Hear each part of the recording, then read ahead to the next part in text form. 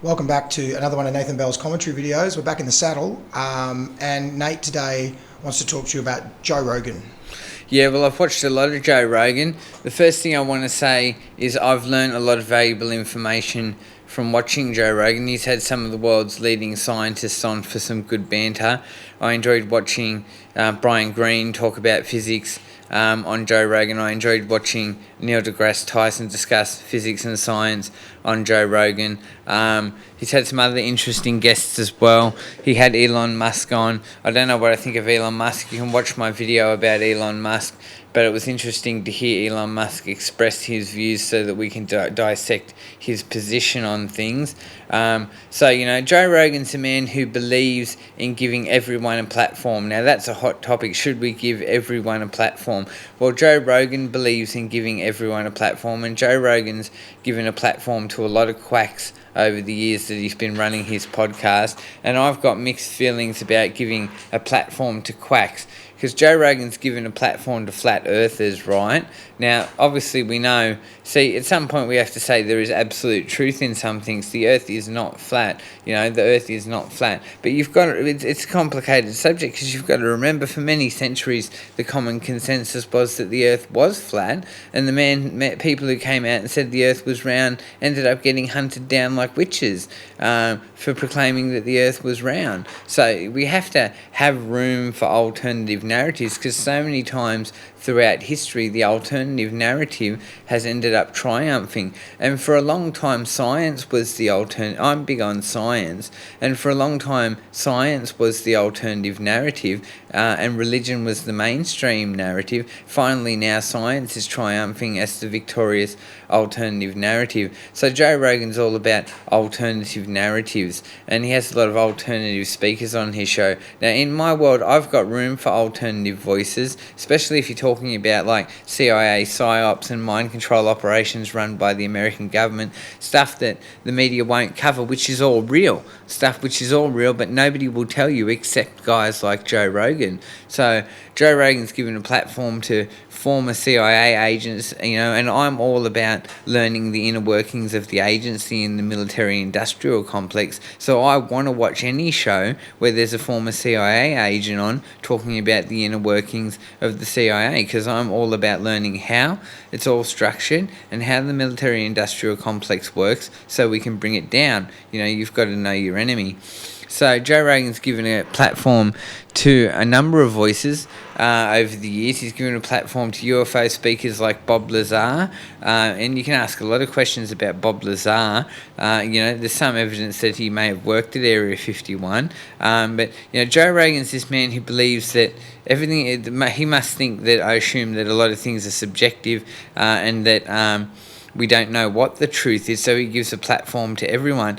But it's good because there's been a lot of good information presented on Joe Rogan's show, and there's been a lot of bad information presented on Joe Rogan's show. So it's a question about freedom of speech, and it's a question about free media, and whether independent citizens should be able to establish their own media firms and present their own narratives that oppose the state's narrative.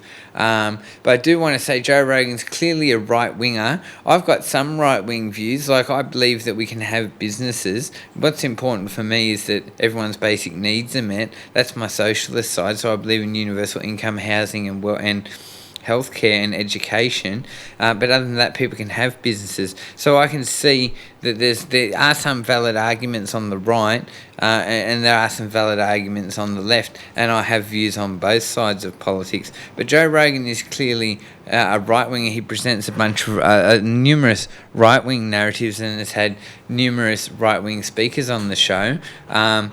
I haven't seen much evidence of direct hate speech or nasty, hateful speech on Joe Rogan's show, but I have seen some misinformation, especially around the COVID times.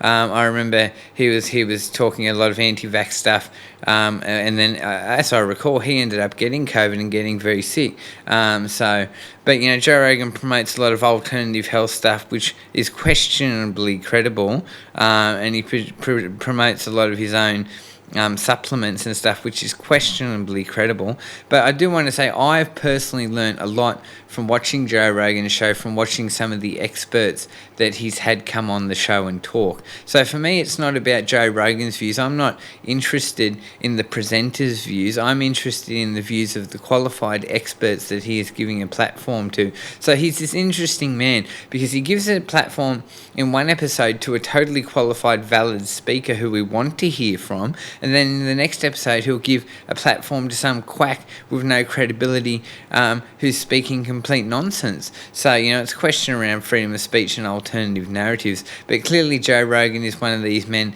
who thinks that anyone should be given a platform, and I have mixed feelings about that because some people are just quacks who present utter rubbish and nonsense that isn't real and isn't credible. And some people are very manipulative and want to con people into joining their cults.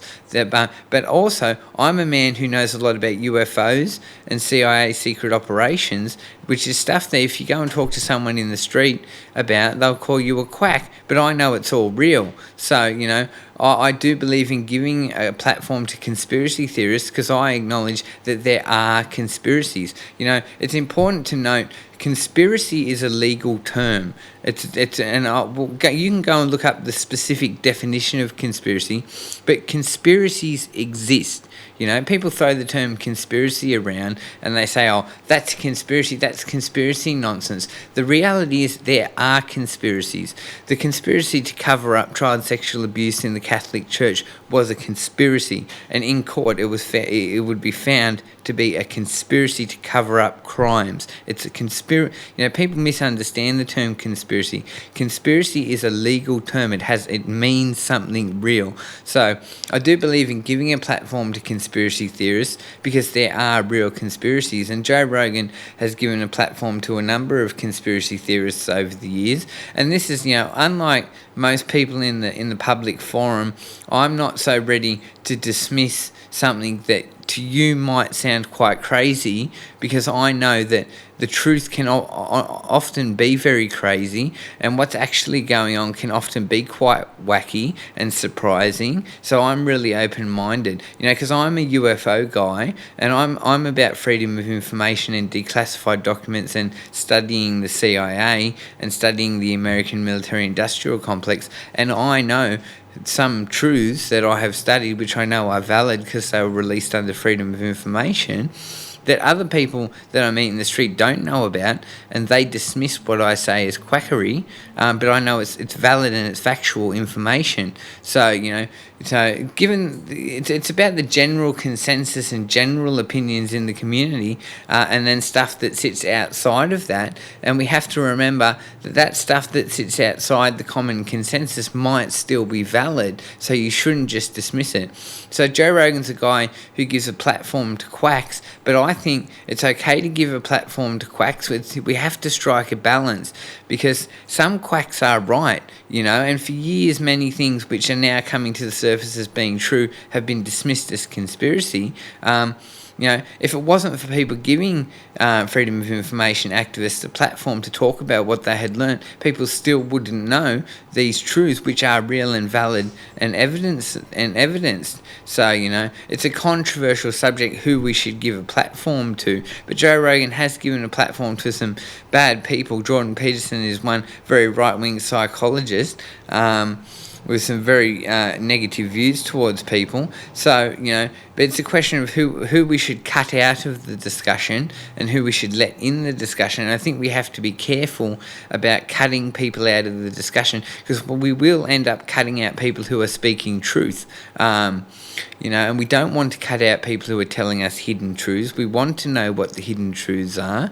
Joe Rogan, man who gives a platform to conspiracy theorists, man who is clearly right-wing, but man who has also had some of the world's leading experts on his show. You can watch Joe Rogan, and depending on what episode you watch, some episodes will give you utter crap, other episodes will give you valid information. So, it's about debate and discussion, but there's definitely some good information in there, and I've learnt some good information from watching Joe Rogan, especially from some world's leading physicists and scientists. Annie Jacobson Annie Jacobson was a good reporter who Joe Rogan had on his show, who extensively covers in her books freedom of information releases. Now she's a good source of information, and I learn about her from Joe Rogan. So I've learned a number of things from Joe Rogan, but he does spin his own narrative into everything. So just remember, Joe Rogan's a man with his own structured, organised narrative and view of the world, and he wants to brainwash you into conforming to his views. So take everything he says with a grain of salt. So drop a comment in the comment section about what you think about Joe Rogan and his show.